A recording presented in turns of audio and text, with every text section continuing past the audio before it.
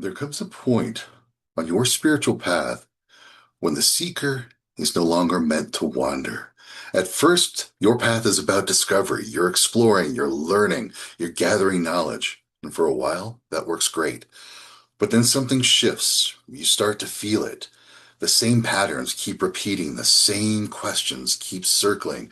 And there's this sense that something deeper is just out of reach. And no matter how much you study, you don't quite break through. That's a turning point. That's a moment when knowledge is no longer enough. I want to share with you an old story about a seeker who reached this exact place.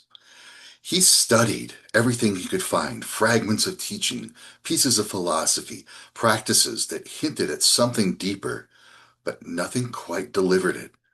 So he left what was familiar to him. He traveled until he arrived at a place that few people knew how to find. This was an arcane archive of knowledge, not just written wisdom, but living wisdom, teachings preserved, practiced, and passed on. Inside this place, the shelves were endless. He found scrolls, symbols, ritual instructions, accounts of those who had walked on that path before them.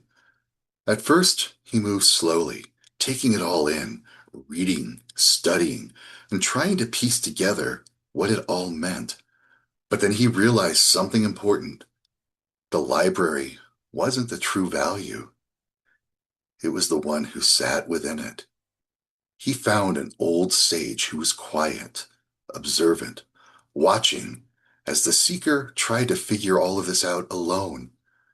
And when the seeker finally approached him and asked the first question, everything changed because now the knowledge isn't abstract anymore. It became precise, directed, alive.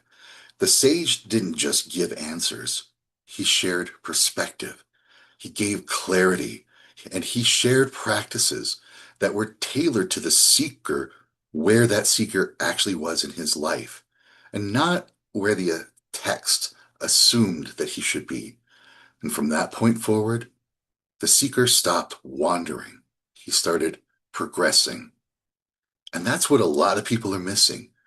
They're gathering information, they're absorbing collected teachings, and they try to apply what they think that fits, but without context, without guidance, without the ability to ask and refine. They stay stuck in cycles of almost, just almost there. And that's exactly why I created the Veiled Circle. It's not just a collections of teachings, though there are now over 100 trainings that you can move through at your own pace. It's a living archive. You can explore shadow work, Norse mysticism, paranormal practices, energetic clearing, and deeper spiritual mechanics whenever you want. But more importantly, you're not doing it alone. You step into direct access. You can join our Tuesday session and ask me questions to get clarity, to refine what you're doing, and to better understand what's happening beneath the surface of your experiences. And you get the most of these current teachings as they're being developed, not years after the fact, but in real time.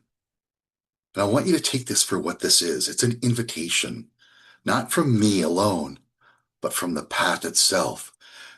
There comes a point where searching quietly, piecing things together, and hoping it clicks is no longer enough. You either continue trying to figure it out on your own, or you step into a space where the path becomes clearer, faster, and far more direct. The question is simple. Do you keep searching, or are you willing to step into a place where the answers start finding you? If you're ready, look in the description for the link on how you can join me in the Veiled Circle. Because remember, most people don't lack access to information. They lack access to clarity and personal application of that information. That's the difference between staying where you are and actually moving forward. Hail.